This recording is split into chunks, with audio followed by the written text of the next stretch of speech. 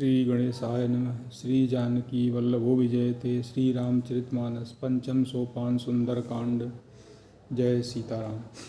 शांतं शास्त्रं प्रेयं नघं निर्वाण शांति प्रदं ब्रह्मा समुपनिन्द्र सेव्यं निशं वेदांत वेद्यं विभुं रामाख्यं जगदीश्वरं सुरगुरुं माया मनुष्यं हरिं वन्देऽहं करुणाकरं रघुवरं भूपाल चूड़ामणिं नान्या स्प्रिया रघुपते हृदय स्मदीये सत्यं वदामि च भवान् अखिलान्तरात्मा भक्तिं प्रख्य रघुपुङ्गव निर्भरा मे कामादिदोषरहितं कुरु मानसं च अतुलितबलधामं हेम शैलाभदेहं तनुजवनकृशानं ज्ञानामाग्रगण्यं सकलगुणनिधानं वानराणां धीशं रघुपतिभक्तं वातजातं नमामि।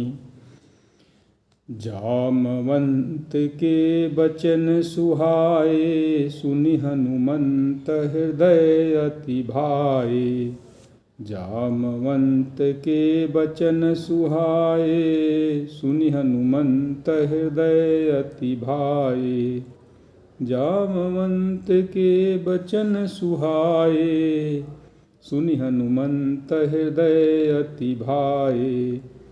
जब लगी आवो सीतहि देखी हुई काजू मोहि हरस विसेखी। जब लगी आवो सीतहि देखी हुई है काजू मोहि हरस विसेखी। यह कई नाई सबन्हि कहूँ माथा चले हरसि धरि रघुनाथा। सिंधु तीर एक भूधर सुंदर कौतुक कूदि चढ़े ताऊ पर। बार बार रघुवीर सभारी तरके पवन तनय बल भारी। जय गिरि चरण देई हनुमंता चले सोगा पाताल तुरंता।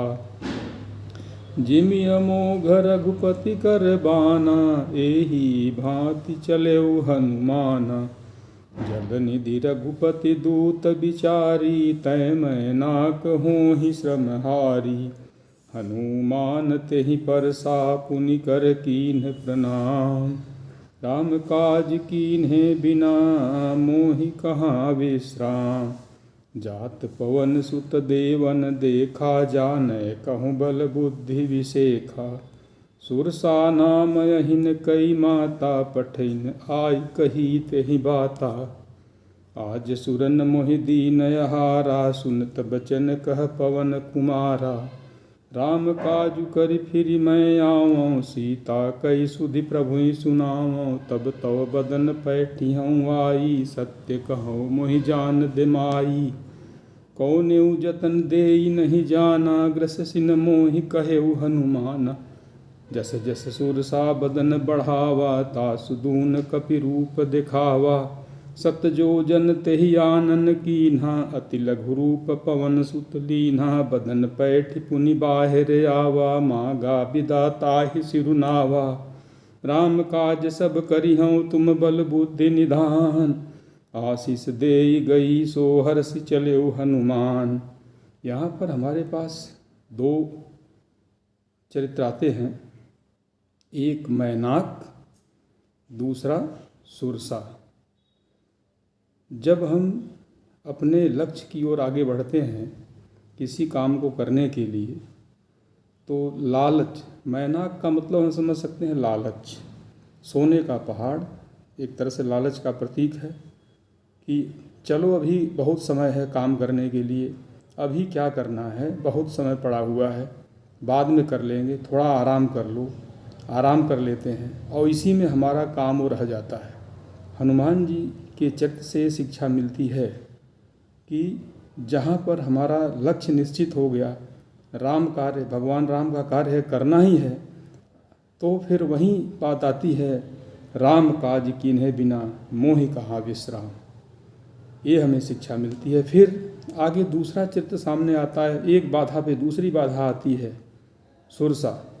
हम जब अपने जीवन में देखते हैं तमाम काम करते हैं, काम करते समय एक से एक माया जाल और भी आते रहते हैं और उस सुरसा के समान आकार उनका बढ़ता जाता है। तो हमें ये सीख मिलती है, अगर किसी बाधा को हम पार नहीं कर सकते हैं तो बगल से निकल जाएं, या फिर हनुमान जी महाराज जैसे उस सुरसा रूपी बाधा के अंदर ही सीधा छोटा बन करके प्रवेश कर जाओ और उसका अंदर जा करके उस समस्या का समाधान कर दो। तो ये हमें शिक्षा मिलती है।